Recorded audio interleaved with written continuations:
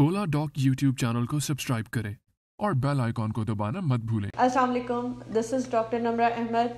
I'm a physical therapist and exercise physiologist. I'm a certified gynae rehab specialist.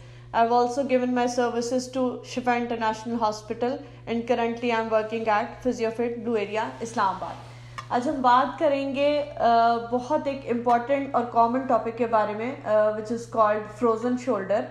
इसको हम medical terminologies में adhesive capsulitis भी कहते हैं और जिसको हम उर्दू में कंधे का जाम हो जाना भी कहते हैं। पाकिस्तान के टॉप डॉक्टर्स के साथ अपॉइंटमेंट बुक करें, वो भी पेशेंट फीडबैक देखते हुए।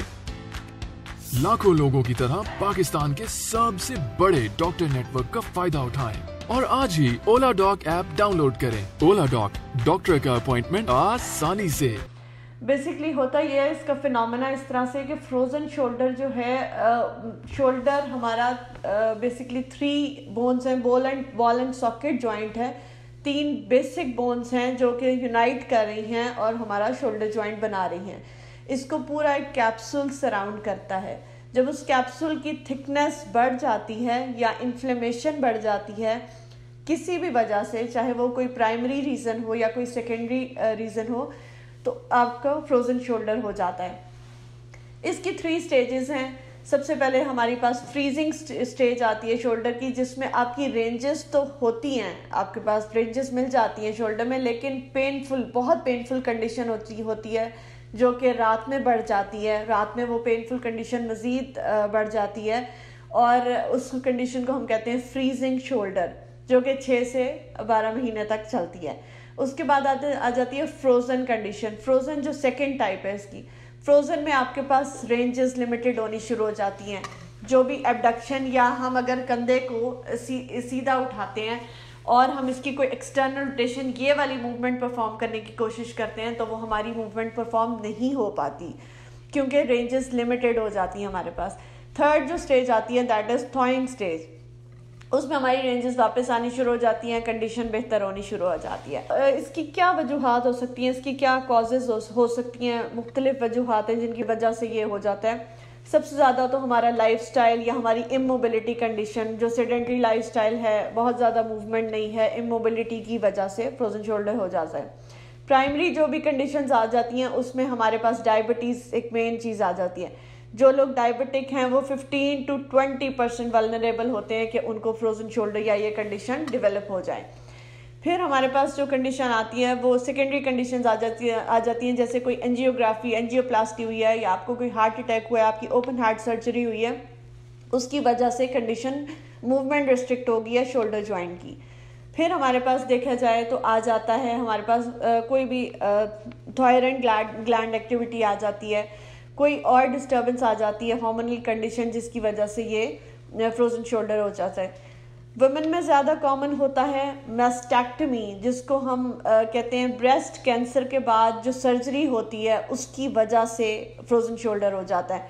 डायरेक्ट शोल्डर की सर्जरी अगर हो बिकॉज ऑफ एनी रीज़न, उसकी वजह से ये कैप्सूल जो होता है आपका थिकेंड हो जाता है, इन्फ्लेम्ड हो जाता है और इसमें मूवमेंट रिस्ट्रिक्ट हो जाती है और ये एक बहुत पेनफुल कंडीशन हो जाती है। आप अपनी नॉर्मल एक्टिविटीज़ भी नहीं परफॉर्म कर सकते, लाइक आप अपनी शर्ट नहीं खुद से पहन सकते, आप अपने बाल खुद से कॉम्ब नहीं कर सकते, तो ये आपकी लिमिटेशंस आ जाती हैं डेली एक्टिविटीज़ में। अब इसका ट्रीटमेंट क्या है? ट्रीटमेंट इसके डिफरेंट हैं। कॉर्टिकोस्टेरॉइड इंजेक्शंस भी हैं, एंटी इन्फ्लेमेटरी ड्रग्स अवेलेबल हैं जिनको हम एनसेड्स कहते हैं, उससे भी फ़र्क पड़ता है। लेकिन फ़िज़िकल थेरेपी में इसका मेन रोल, फ़िज़िकल थेरेपी इसको जो है ट्रीट कर सकती है without any surgery, without any invasive treatment.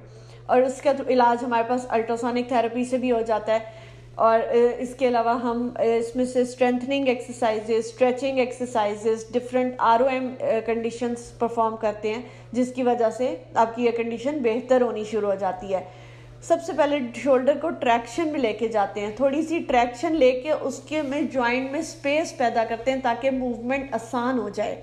Inflammation कम हो जाती है टेंस, हॉट पैक और कोल्ड पैक और अल्ट्रासोनिक थेरेपी से, जो कि मोडालिटीज़ हैं जो कि फ़िज़िकल थेरेपी सेंटर्स में इस्तेमाल की जाती हैं। उसके बाद मुख्तलिफ एक्सरसाइजेस हैं जिससे ये कंडीशन बेहतर हो जाती है। उसमें हम ट्रैक्शन प्रोवाइड करते हैं, शोल्डर ग्लाइड्स देता है, ये एक मैनुअल थेरेपिस्ट दे सकता है जिसको प्रॉपर एनाटमी का पता हो, who is a manual therapist, जो कि आपको शोल्डर ग्लाइड्स दे, एंटीरियर ग्लाइड, पोस्टीरियर ग्लाइड, और उससे आपकी जो कंडीशन है, जो आपका लॉक है शोल्डर का, जो कंधा जाम हुआ हुआ है, वो टूटना शुरू हो जाए। उसका ब्रेक डाउन स्टार्ट होता है और फिर आप में आपकी लूजनिंग ऑफ जॉइंट होनी शुरू हो जाती है, उसमें स्पेस बनती है ताकि जॉइंट प्रॉपर्ली मूव कर सके। फिर हमारे पास जो आ जाती हैं conditions, hot and cold pack therapy आ जाती है, और डिफरेंट एक्सरसाइजेस हैं जिसमें वॉल क्लाइंबिंग है, शोल्डर व्हील है, उसके अलावा टॉवल स्ट्रेच है। हम पेशेंट की कंडीशन के मुताबिक, उसकी स्टेज के मुताबिक और उसकी जो कि मेडिकल इंटरवेंशन चल रही होती है उसके मुताबिक उसको गाइड करते हैं कि वो क्या क्या एक्सरसाइज घर में परफॉर्म कर सकता है और कौन सी एक्सरसाइज या मैनुअल थेरेपी या इलेक्ट्रोथेरेपी जिसकी ज़रूरत है वो एक फिजिकल थेरेपिस्ट परफॉर्म कर सकता है।